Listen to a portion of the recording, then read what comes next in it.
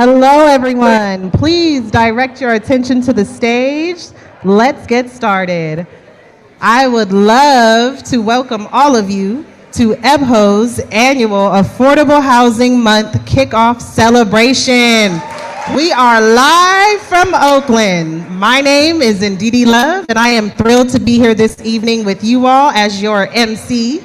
And I am so happy to have you all here at EBHO's first in-person event since 2019. Shout out to our DJ Wildman in the back, keeping it live all night for us. It is also so great to see those of you who are joining us virtually. Hey folks, nice to see y'all today.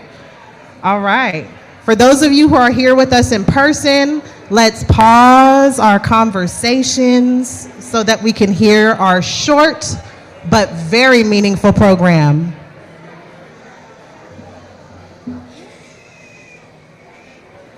Thank you, folks. Today, we are here to celebrate community, to energize ourselves, and to rally around housing justice. It is an exciting night to honor both some amazing individuals and our work together as a collective.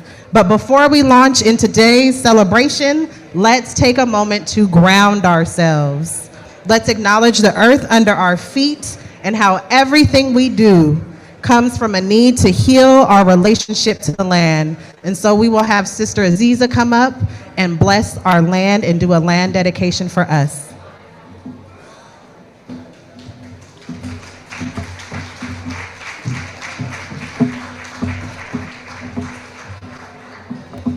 The East Bay, the place where most of us live, work, and fight to make sure everyone has a home, is unceded Lisjan territory of the Lisjan Ohlone people and the original homeland of the Ohlone, Bay Miwok, and Delta Yokuts communities. This historical and ongoing reality matters for all of our work. Homes, the land they rest on, and colonization are deeply entwined. The injustices in our housing system, including housing insecurity, displacement, and homelessness, reside on top of a foundation of colonization. And Indigenous people in the Bay have been resisting this for centuries. To truly advance housing justice, our movement and our organizations must strive to support Indigenous-led efforts to repair the ongoing harms of colonialism here in the East Bay. In that spirit, EBHO is in the process of paying Shumi, a voluntary land tax that supports the work of the Sogorea Land Trust, which returns Ohlone land to Ohlone people.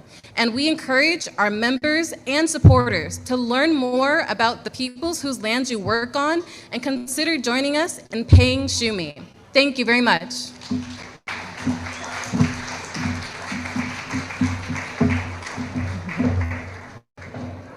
Thank you so much, Aziza, for starting us off and grounding us in that practice. We cannot move forward together towards justice unless we understand our history and the current reality that shapes us.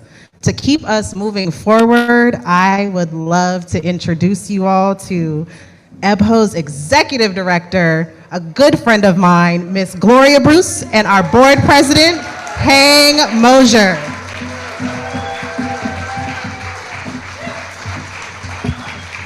Thank you so much, Ndidi, who I've gotten to know over these last few years, and it's been a pleasure. Hang, how great is it to be here tonight? So great. How great is it to be here tonight? I'm so excited to be here this evening, and it's such a mixed moment to be here. Here we are in the middle of a week of celebrations. We're coming right off of Eid, the end of Ramadan. We've got Cinco de Mayo tomorrow, and yes, may the 4th be with you. For those. That's for a few of you nerds out there. We want to add to this week of celebration, but I also have to acknowledge that it feels like a hard time to celebrate, right? We know what's going on. We know what's going on in the federal level. We know what's going on all over our country right now, and it is tough, and I'm not gonna lie. I am worried, I am fearful, but here's what I'm gonna do. I am not going to take that fear and turn it into aggression. I'm going to take that fear, because the opposite of aggression is not passivity. it is healing. So I'm going to take that and I'm going to go towards healing, and I hope you all will also help us heal our community, heal our nation, and use this celebration and this joy tonight to fuel you to do that. So are we going to do that this evening? Yes. Yes. So let me just tell you, it's already an awesome night. We are here live, we are here on Zoom. There will almost certainly be at least one technical difficulty. I can promise that. I will also promise you, though, that this will be much less exciting than other recent live award shows. Let's hope nothing tonight goes viral. There will be no altercations from the stage, I promise. There will also be no costume changes from me tonight. So those of you who saw us on video, that was fun. It was a little risky even on Zoom. That's not happening this evening. But we are going to have a lot of other fun things happen. So I want to thank everybody again for being here. And can I get a cheer in the room to all of the people who are on Zoom? If you're in the room, cheer for the people on Zoom. Yay! Okay, quiet down. Now quiet down. Now be quiet. Now be quiet so they can hear us. Okay, thank you. Whether you are here physically or whether you are at home staying careful, you are the reason, you too, you camera, people on Zoom, you are the reason we have been able to keep fighting for public land and impact fees in Oakland. You are the reason that we are here to make sure that the Oakland A's make good on their promise that they are rooted in Oakland by building housing that Oaklanders can afford. You are the reason that we have been able to tell leaders in Contra Costa that tenants deserve protection and education on their rights. You are the members who are mobilizing in cities large and small to make sure that their housing plans focus on racial equity and inclusion. And we're doing so much more together. So Heng, tell us a bit more.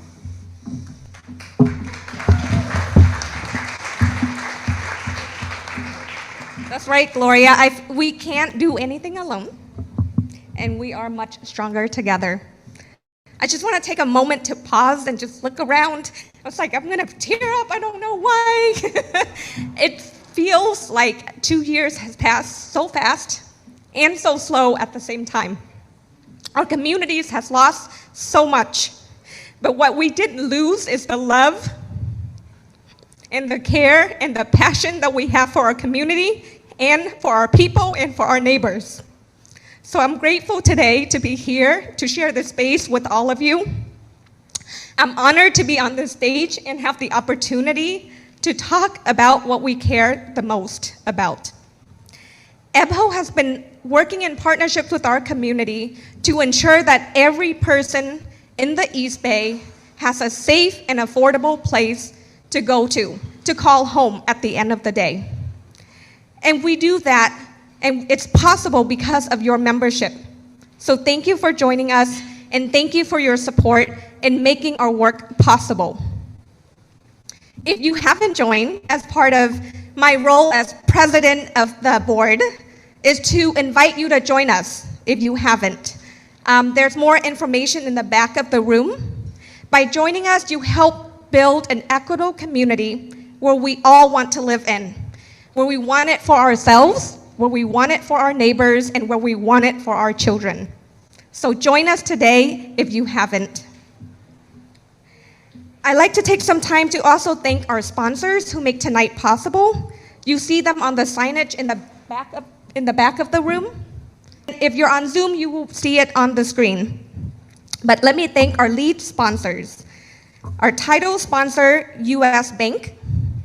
Our partner sponsor, JP Morgan Chase, Meta, Union Bank, United Way of the Bay Area, Bank of the West, and our advocates, MidPenn, Community Economics, Saha, and Roberts Obayashi. Thank you. I'd like to acknowledge the elected officials who made time to be here with us tonight to join in on this celebration. Oakland Council Member Rebecca Kaplan and Oakland Council Member Carol Five on Zoom. We have Oakland Council Member Dan Kelm, Director Robert Rayburn, as well as our Alameda County Supervisor Dave Brown, who you'll be hearing from the program later this evening. Tonight, we're honoring several people who have made their mark in affordable housing in the last few decades. Mike Pyatok, Moe Wright, and the late Supervisor Wilma Chan, and so many of you here tonight who have worked tirelessly on this critical issue long before it made front page news. And for that, we're grateful. Thank you. Before we honor those legacies with our award, I also want to acknowledge our amazing emerging leaders of the next generation who will be carrying on this work forward in dynamic ways. I am so proud that many of them are on the EBHO staff, like Megan Wing, who's over there, Aziza Crowder, our amazing EBHO staff, and Alex Worth, also known as our DJ for this evening, and Shasha Perigo, all helping with tonight's production. Also, Damien Scott, who is greeting you online. Let's have a hand for our up-and-coming leaders and for this exciting intergenerational work. Now, let me turn it back to Ndidi for our award presentation. Under Mike's leadership, Pyatok went above and beyond and also ensures that design incorporates community participation, advocacy, and understanding of local needs. I also want to thank Pyatok for its sponsorship of tonight's event and showing up in force. So thank you all for coming. Mike's been involved with EBHO since its inception in 1980s. While he's retiring from Pyatok, we all know that he'll remain a friend, an ally, and an agitator, and a source of inspiration. Let's hear from Mike now, who's joining us via video.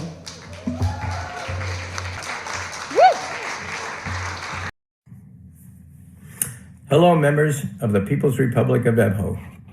First, let me say I am deeply honored and humbled to be recognized by all of you, especially in the company of such greats as our late and forever fearless Wilma Chan, and Moe Wright, a contractor who has one of the biggest hearts of anyone I know.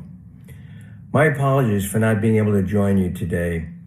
It's been 3 years because of COVID that I've seen some members of my family who live in Europe, and this was the only time that we could all get together in one place at the same time. You know, all the members of EBHO do so much each year to press forward the cause of housing everyone with dignity and affordability. Whenever I'm feeling discouraged, I think of you all and all that you do all year long. You have always been a prime source of energy and inspiration for me for the little that I am able to do. I've been in Oakland now for almost 45 years and watched how wave after wave of gentrification took over our flatlands. And not only in Oakland, but throughout these two counties. Each time I think it can't get any worse, it does. And the ever-increasing numbers of individuals and families living on our streets, while it's heartbreaking to those of us who are comfortably housed, it's soul-shattering for those who must endure it day after day and night after night. As hard as we are trying to get more affordable housing built, it's simply not enough. We continue to fall behind. So let me say to any elected officials in the audience, this cause needs much, much more funding than it's presently getting. And it needs it now. Not yesterday, not even the day before yesterday. During the past 4 decades, I've watched EBHO grow from that tiny fledgling organization back in the early 80s. We used to call it OHO, Oakland Housing Organization. And it grew into a powerhouse over the following decades to cover the work of 2 counties, educating the public about all these critical housing issues and everyone's obligation to do something about them, from resident activists, tenants, some homeowners, professionals like myself, and even elected officials, all being taught about the necessity of getting more and more affordable housing. So it's even in the face of this daunting challenge, there is so much hope because of EBHO and the many renters I see on its board who are actively pushing more communities to meet their affordable housing obligations. The smaller towns in the county are still not bearing their fair share, and some continue to stubbornly avoid it. Yet it is in these communities that it's less expensive to build affordable housing than in our more dense urban cores. So it's heartening to see the depth and breadth of EBHO's efforts across the geography of these two sprawling counties. Again, I want to thank EBHO for the honor of this recognition. And because of it, I assure you that even though I'm now 78 years young, I have at least 20 more years to pitch in and try to catch up and match the energy of all you members of EBHO, your energy, enthusiasm in the fight for the cause of more decent and affordable housing. Thank you, thank you, thank you from the bottom of my heart. And I wish you all good luck in your efforts to get decent and affordable housing. Bye-bye. Without further ado, I'd like to bring up Mr. Moe Wright, who is our next honoree. Moe arrived here in 1970 in order to attend UC Berkeley, where he sought out a community of carpenters and artists who shared his love of local architecture. In 1974, Moe and his friend Tom McCoy started Berkeley Builders, which constructed apartments and commercial improvements. Today, BBI Construction has built or renovated more than 2,700 units of affordable housing regionally and is fully committed to supporting the movement. They even sponsored tonight's event. Moe retired from active management of BBI in December 2021, but he is still quite busy. He is a member of the First Congressional Church of Berkeley and served as trustee and treasurer of the Pacific School of Religion. It was through his church relationships that he co-founded the Ecumenical Chaplaincy to the Homeless in 1988, serving homeless people and youth in Southside Berkeley. Moe became acquainted with many of the people and organizations that were working in the anti-homelessness movement, and in 2014, he joined the leadership board of Everyone Home, an organization dedicated to ending homelessness in Alameda County. Of course, if you know Moe, you know this impressive bio only hints at his generosity of spirit, his heart, and his humor. Moe, we are so pleased to honor you tonight.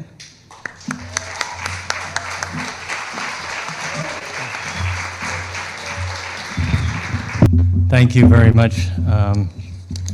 It's an honor to be honored, I guess, and especially here with Dave Brown and Wilma Chan and Mike Pyatok. I've worked with all of them in one form or another over the many years that I've been involved in affordable housing and the cause to end homelessness.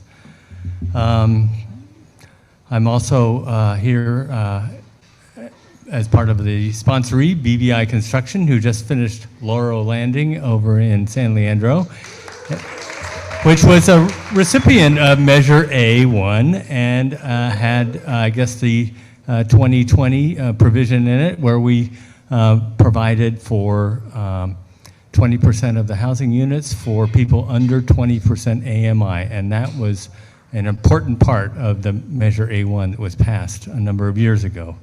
So thank you all for that, for supporting it. I would like to also thank you all for supporting Measure W, which is something that will eventually help end homelessness in Alameda County. Measure W is an important part of the fabric that it's going to take to house people who can't even afford to get into affordable housing. They need vouchers, they need subsidies, and I know that the county is working hard to have that money released. So thank you all for that. The pandemic has really put a strain on low-income people, and I think that all of us have realized how precarious it can be to become homeless.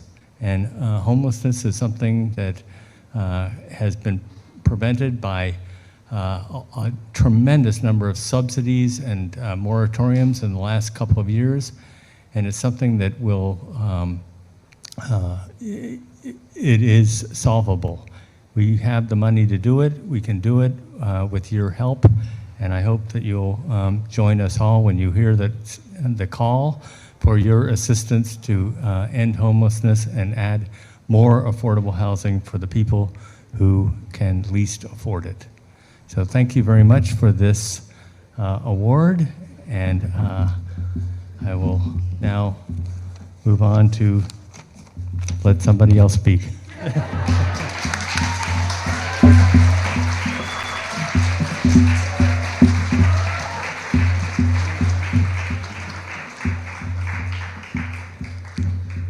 Isn't he awesome? I know that Moe and everyone here shares my admiration for our next honoree. I only wish that Supervisor Wilma Chan could be here tonight. She was very influential in my development as a young organizer, and so I would love to take a moment for us to reflect and remember Supervisor Wilma Chan.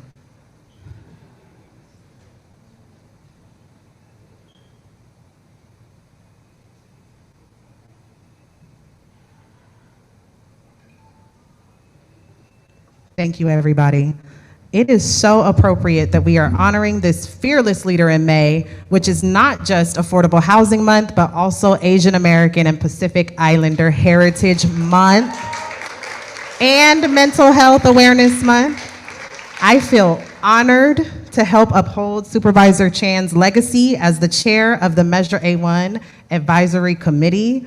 This crucial bond that was passed in 2016 has built thousands of homes to date across the county, and it is safe to say that Measure A1 would not have happened without Supervisor Chan.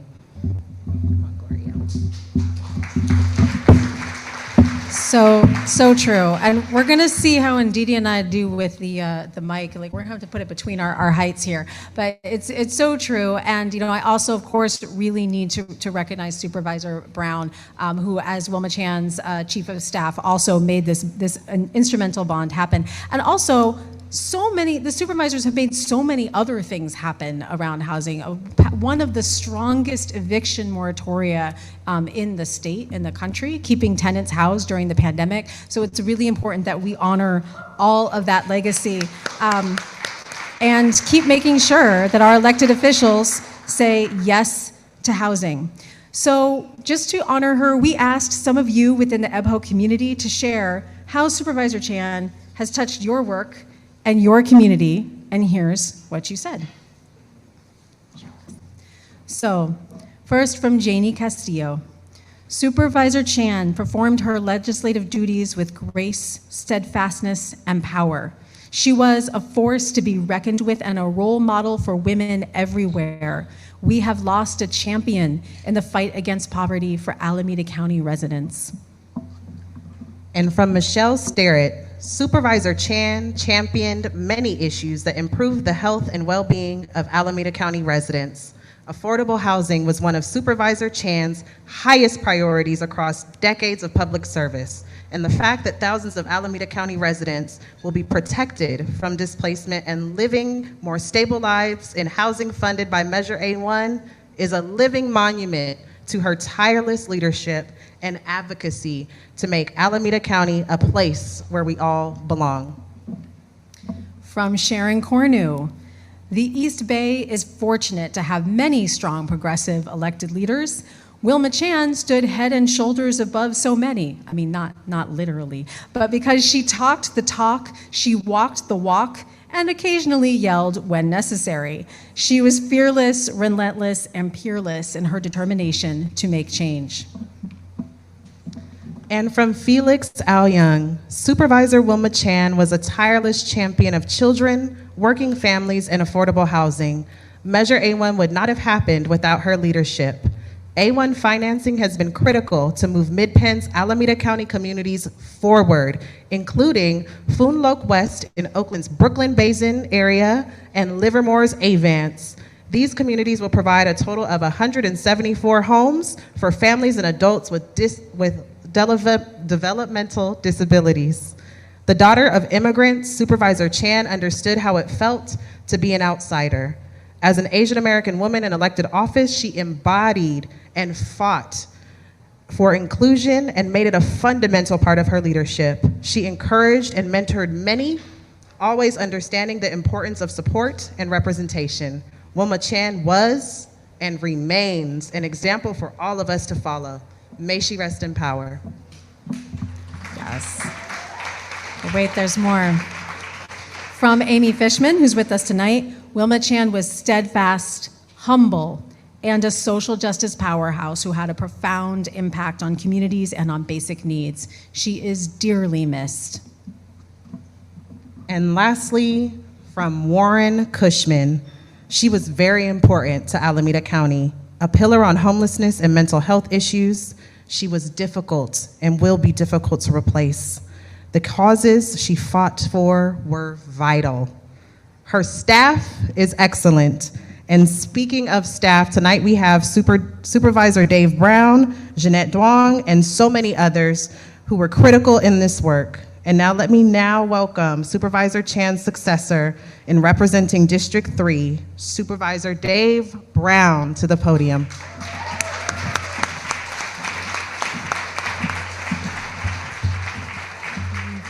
Thank you. I mean, it's an honor to be here on behalf of Supervisor Chan. And I just want to say, first of all, thank you to Gloria for speaking up earlier, because if Supervisor Chan was here tonight, she would call out the Supreme Court for their attack on reproductive freedoms. I mean, she would be here speaking up about that. And she would also talk about what constructive things we can do to make a difference. And I won't go into those tonight, but please, in your, over the next few weeks, let's stand together and really work to fight for folks all over this country.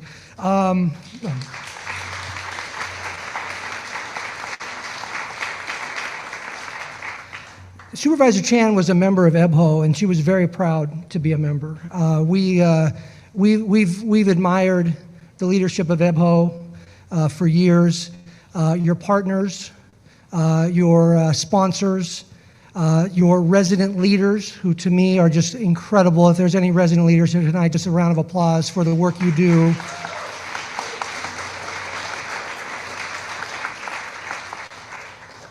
Supervisor Chan believed that housing is a right, a fundamental human right. And when we start treating it that way, people will be living in dignity. We will not be living on the streets. They will have an affordable place to live. And that's something we have to strive for. And I know EBHO and all the partners that are here tonight are working on that every day. I think for Supervisor Chan, she not only fought for the underserved and underrepresented, she worked every day to find a way to lift folks up. And she was someone who is a visionary and could see the big picture, but she also could figure out the details to make something happen. And that was a lot of what made her unique. With Measure A1, she was proud to be a champion for that bond measure, $580 million.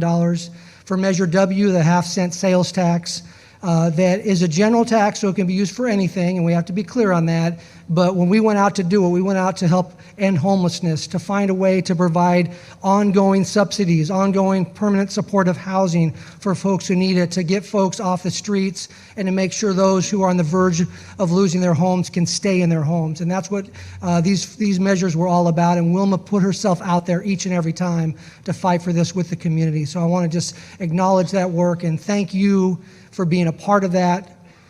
We as Moe Wright said, we are in court right now with Measure W. There's an anti-tax group that's been fighting us every step of the way. We intend to prevail. That's our belief, and we'll certainly make a difference. But yeah, no, thank you. I'm humbled when I hear the things that people say about Supervisor Chan, and I always wish that she could hear them herself. I think it's a testament to who she was, that so many people were touched by what she did, what she said, what she stood for. And I just want to thank EBHO again for recognizing her and honoring her legacy. And just to everyone here, let's keep working together, let's keep fighting, let's make sure housing is a right for everyone. Thank you.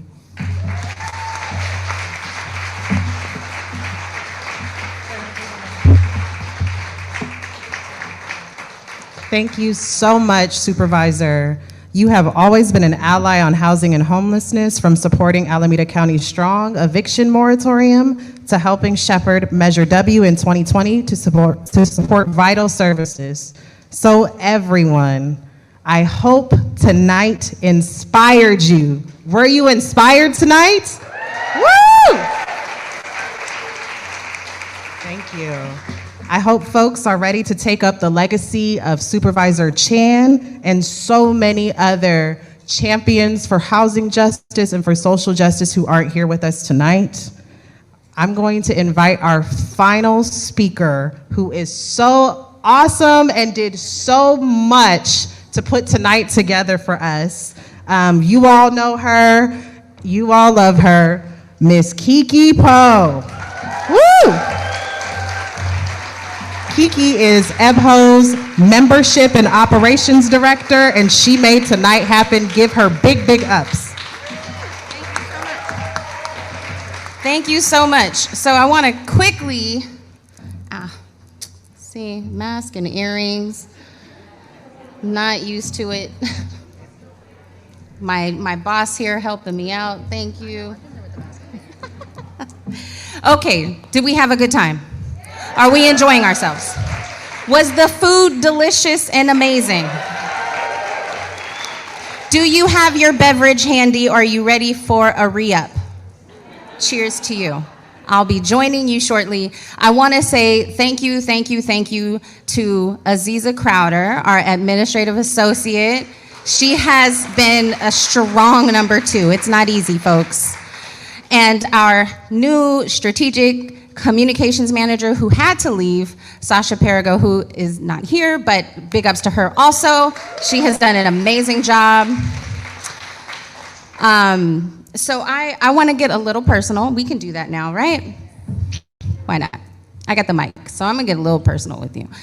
Like so many have already said, like Hang said, the past 2 years have been rough.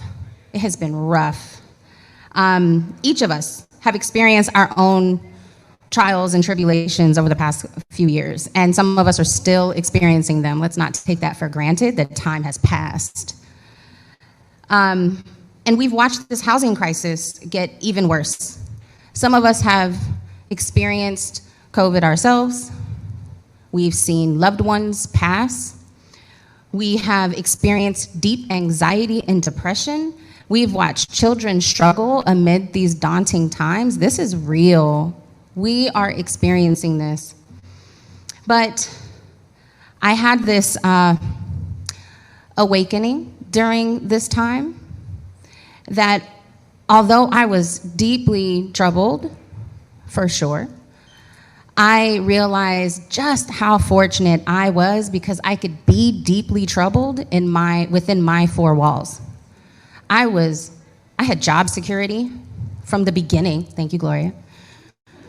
I had insurance so that I could go see someone when I was experiencing anxiety. I had a tribe of people who were experiencing this the same way I was, so we could share space together safely. And I realized during the fires, it was during the fires when I could close my windows and turn on my air purifier that I was like, wow, there are a lot of people who can't do that, who can't close the window and shut the smoke out and turn on an air purifier. And of course we've all known what's happening, but in that moment, it hit me differently. My wife and I adopted this mantra: if you see something, say something, but do something. Do something. And let me tell you, with all that struggle and all this anxiety that I have felt, it was tonight, seeing all of you register, because I didn't know. We didn't know how this was gonna go, folks. But when I saw everyone registering and eager to come in, and then you showed up, that's hope. That is hope, folks, and we need to hold on to that. This work is not for the faint of heart. And I know some of you out there have been doing this for years. Shout out to Jeff Levin, because let me tell you, on Zoom, my colleague here, Jeff, I'm gonna quote you, well, I'm gonna tell you what I heard. A few years ago, I had asked him, man, you've been doing this for a long time. What keeps you going? Because I know some things don't happen overnight, right? What, the Berkeley Project took how many years? These things don't change overnight, but Jeff said it's the people. It's you guys. You give us hope. And I know that you give each other hope, and I know that this is what keeps us going. Those little victories, we have to hold on to them. Please lift those up. You better celebrate that. Whatever that small victory is, it all is towards the bigger picture. So, we know that we can't do this alone. I want to keep seeing these rooms crowded like this with our masks. We're trying to be careful and give elbows. That's resilience. I want to keep us going. I want to keep seeing that. And that means we need you to join us. You know the pitch was coming. We have to get your membership. We need you to pay those membership dues, and we need you to show up. Don't just, pay the dues. And then come to a committee meeting. Come to a committee meeting. Let us hear you. You have input. You have a voice. You have life experience. You are seeing things. You have questions. We have space for all of that. So we cannot do this on our own. We don't need just your money. We need your voices. We need you. So here we go. Did everyone renew your membership for 2022? Hey, I'm the membership director. I know you haven't. I know some of you haven't renewed yet. Here's how you can do it. We have some folks with baskets. Where are my people? Yes, Pam, thank you. We have folks with baskets. They have these cards. If you want to use your credit card, you want to donate, or you want to renew your membership, let's go. You scan the QR code. This is how we do things these days, right? Break out your camera phone, you scan the QR code, or just take a card designed by Sasha. You could also just take the card and do it later. On the flip side of it is a nice promotion for the study room. Learn more about what we're doing from the study room.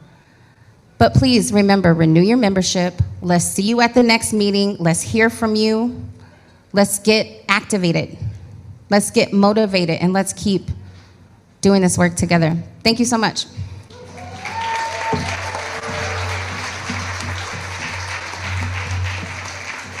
That was amazing. Look, Kiki, just, she has the most moving, heartfelt ways to get you to open your wallets. And I love that. No, but really, we are so lucky to have her.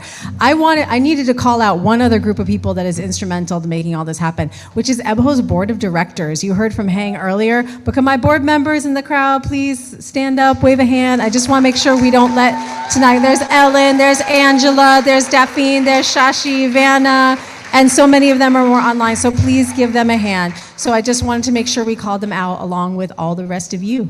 And please do fill out those cards or scan that QR code, as Kiki said, on your camera phone, because I guess that's because Kiki and I are Gen X, so we still call it, it's a phone that's also a camera. Anyway, she knows I'd love to give her a hard time. All right, Chair of the Measure A1 Advisory Committee, would you like to close this out?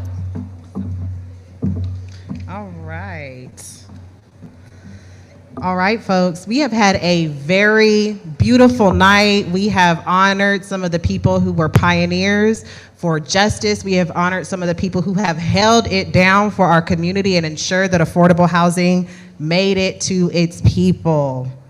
Thank you, folks. This is the end of our program. I also want to shout out all of the wonderful staff that made tonight happen. Our DJ Wildman in the back, all of the folks who cooked for us tonight and served for us tonight. Thank you. Have a wonderful rest of your evening. Feel free to mix and mingle, grab another drink from the bar, and we want all this food gone before you all leave. Thank you and have a good night.